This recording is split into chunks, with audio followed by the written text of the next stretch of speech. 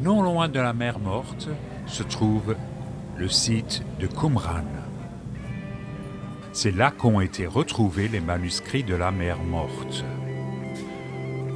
Entre 1947 et 1956, à proximité du site de Qumran en Cisjordanie, on a trouvé quelques 970 manuscrits, dont il reste parfois que d'infimes fragments. Ils ont été copiés entre le IIIe siècle avant Jésus-Christ et le 1er siècle. La découverte a été faite par un berger qui cherchait une brebis perdue dans une grotte. Le site était autrefois occupé par un groupe de cénobites en quête de purification, les Esséniens. Il y a en effet partout des bassins de purification.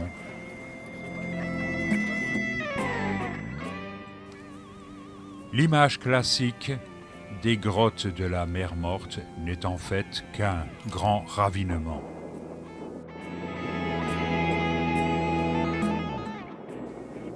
La mer Morte étale son tapis bleu au loin.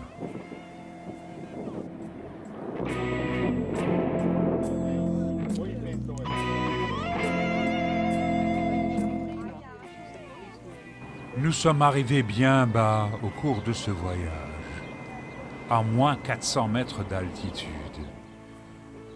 Ici, les ultraviolets ne risquent pas de brûler la peau, mais il y règne quand même une chaleur étouffante.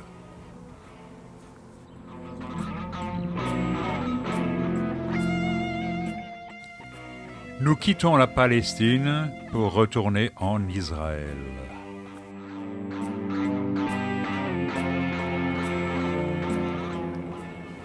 Nous nous arrêtons à une des rares stations balnéaires de la mer Morte, Ein Bokek. Tu veux emmener un bout de sel, hein, un morceau de sel, hein? Hein?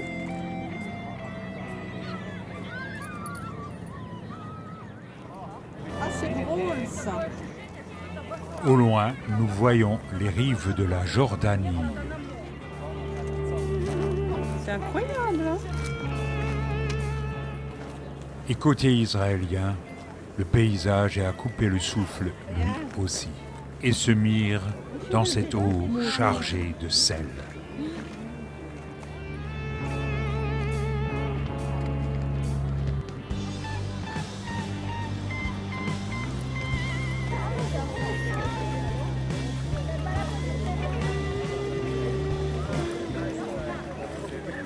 Des baigneurs s'amusent à flotter à la surface de ce liquide un peu huileux, car saturé de sel, dont on voit les concrétions.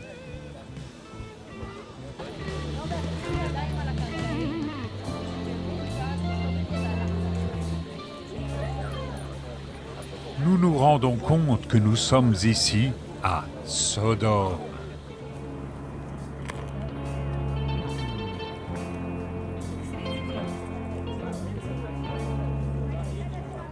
L'endroit étant très fréquenté, les promoteurs ont profité de l'aubaine. Sous le regard inquisiteur d'un drone ballon d'observation, nous arrivons dans un phénomène géologique qu'on appelle un Maktesh, un grand cratère d'effondrement. Il y en a 3 dans le monde. Tous les 3 sont en Israël. Là, nous admirons les sables colorés de ce grand Maktesh qu'on appelle grand cratère ou cratère de Yeroukam.